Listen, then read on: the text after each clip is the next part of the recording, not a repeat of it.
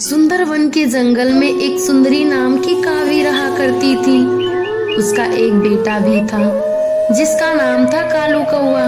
कालू कौआ शहर के जंगल में नौकरी किया करता था। एक दिन उसने अपने मालिक की बेटी टुनटुनी से शादी कर ली और उसे अपने घर ले आया। अरे माँ जी, दरवाजा खोलिए, बाहर देखिए कौन आया है। आय हाय बेटा, तेरे साथ ये चिड़िया कौन है? माँ, ये टुनटुनी है। मैंने इससे जंगल में शादी कर ली है। ये मेरी पत्नी और तुम्हारी बहू है।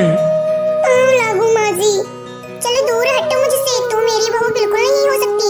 और बेटे, मैंने तुझे इसी दिन के लिए पाल पोस कर बड़ा किया था कि तू मेरी मर्जी के खिलाफ किसी भी चिड़िया को मेरी बहू बना दे। अच्छा हुआ था कि तेरे पिता पहले ही गुजर गए थे, नहीं तो आज का दिन देख ही नहीं पाते। तू जंगल की किसी भी चिड़िया को भगा कर लाकर मेरी बहू बना दे। तू कैसा नालायक बेटा है।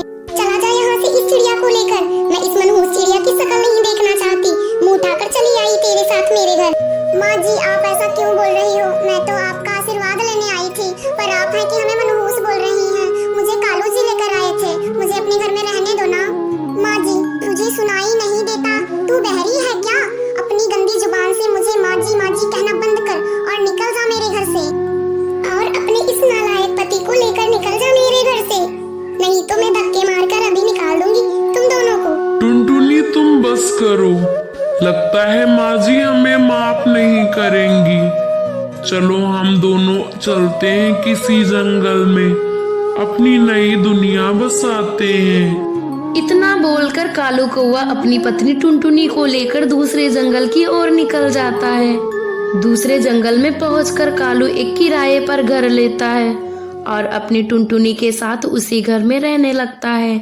कुछ दिन ऐसे ही बीत जाते हैं। धीरे धीरे टुनटुनी दो बेटियों की माँ बन जाती है।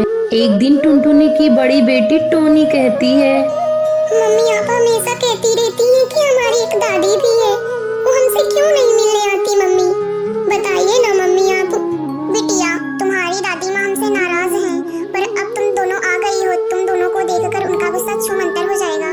देख लेना, वो हम सबको माफ कर देंगी और हमारे साथ रहेंगी। हाँ मम्मी, हम सब मिलकर दादी माँ को मनाएंगे तो हमारी दादी माँ मान जाएंगी, और गर्मियों की छुट्टी में हम सब दादी माँ से मिलने जाएंगे, है ना मम्मी? हाँ टोनी बिटिया, हम गर्मियों की छुट्टी में तुम्हारी दादी माँ से मिलने जरूर जाएंगे।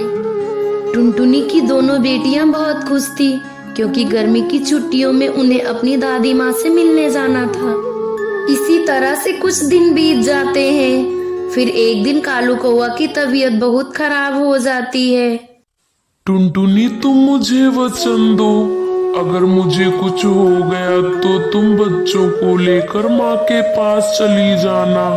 शायद माँ जी मान जाए और तुम्हें अपने घर में रख ले, क्योंकि मुझे नहीं लगता कि मैं अब बचूंगा।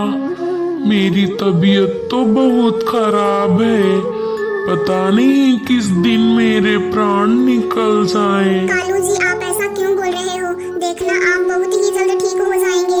फिर हम सब मिलकर माँ जी के पास जाएंगे। कालू जी, आप परेशान मत हो, आप ठीक हो जाएंगे। देखना, आप बहुत ही जल्द ठीक हो जाएंगे। पर होने को तो कुछ और ही मंजूर था।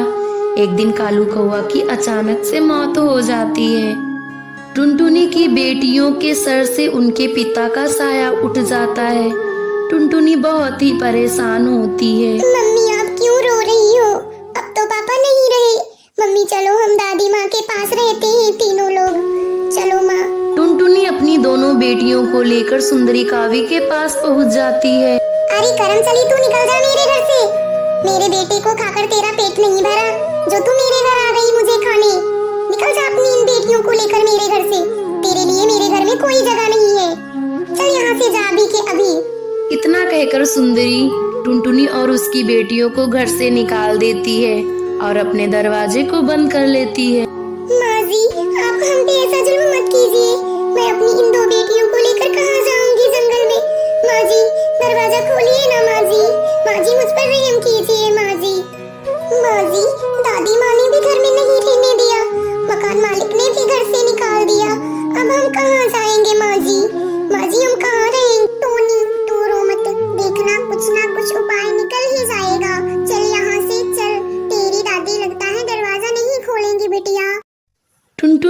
दोनों बेटियों को लेकर दूसरे जंगल की ओर निकल जाती है। वो एक पेड़ की डाल पर बैठकर सोचने लगती है। हे भगवान, अब मैं क्या करूं? इन छोटी छोटी मासूम सी बेटियों को लेकर कहाँ जाऊं? टुनटुनी मन ही मन भगवान से प्रार्थना कर रही थी कि तभी उसकी नजर बांस के पेड़ों पर पड़ती है। वो बांस के पेड़ों को देखकर उसके मन में एक विचार आता है। यहाँ पर तो हर जगह बांस के पेड़ ही दिखाई दे रहे हैं। क्यों ना मैं अपनी बेटियों के लिए बांस का ही घर बना लूं? हाँ, यही ठीक रहेगा। मैं अपनी बच्चियों के लिए बांस का ही घर बना लेती हूँ। टुनटुनी और उसकी बेटियों की कड़ी मेहनत के बाद बांस का घर बनके तैयार हो जाता है। मम्मी देखो ना, ये घर कितना प्यारा बनके तैयार हो गया है। बहुत ही सुंदर घर है हमारा, है ना माँ? अब हमें ना तो किसी को किराया देना है और ना ही हमें कोई अपने घर से निकालेगा। मम्मी, कितना प्यारा घर है। हाँ मेरी बेटियों, ये अपना घर है। अब हमें इस घर से कोई नहीं निकाल सकता और ना ही हमें किराया देना है। अब हम अपने घर में तीनों लोग आराम से रह सकते हैं। टुनटुनी अपनी दोनों बेटियों के साथ अपने बांस के घर में खुशी खुशी रहने लगती है।